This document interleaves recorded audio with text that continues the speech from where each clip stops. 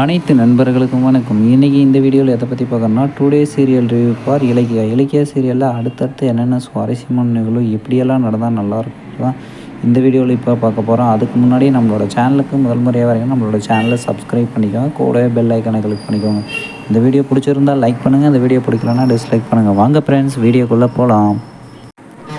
நம்மளோட அஞ்சலி வந்து இலக்கியாவை சிக்க வைக்கணுன்றதுக்காக இளநீ கடைக்காரனை மிரட்டி ஏதோ வீடியோவில் எடுத்துகிட்டு வந்தாங்க.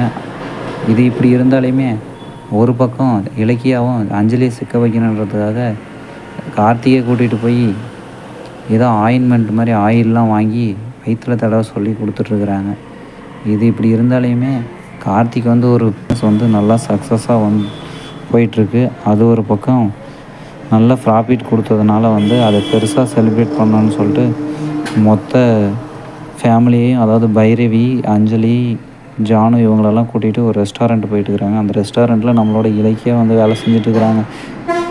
அந்த ரெஸ்டாரண்ட்டில் இலக்கியாவை அசிங்கப்படுத்தணுன்றதுக்காக அஞ்சலி வந்து இலக்கியாவே காப்பி கொண்டு வர சொல்லி அதை கால் குறுக்க கொடுத்து தட்டி விட்டாங்க. இதெல்லாம் வந்து இலக்கியாவை அசிங்கப்படுத்தணும்னு நடத்தினா, ஆனால் அசிங்கப்பட்டது அஞ்சலி தாங்க. அஞ்சலி செஞ்ச காரியம் சிசிடிவியில் பதிவாகிருக்கு. இதெல்லாம் தெரியாத அஞ்சலி ஒரு முட்டாள் தாங்க. ஓகே ஃப்ரெண்ட்ஸ், இந்த வீடியோ பிடிச்சிருந்தா, இந்த தகவல் உங்களுக்கு பிடிச்சிருந்தா மறக்காமல் நம்மளோட சேனலுக்கு சப்ஸ்கிரைப் பண்ணிக்கோங்க, கூடவே பெல் ஐக்கனை கிளிக் பண்ணிக்கோங்க. இந்த வீடியோ பிடிச்சிருந்தா லைக் பண்ணுங்கள், இந்த வீடியோ பிடிக்கலன்னா டிஸ்லைக் பண்ணுங்கள். தேங்க்யூ ஃபார் வாட்சிங் ஃப்ரெண்ட்ஸ்.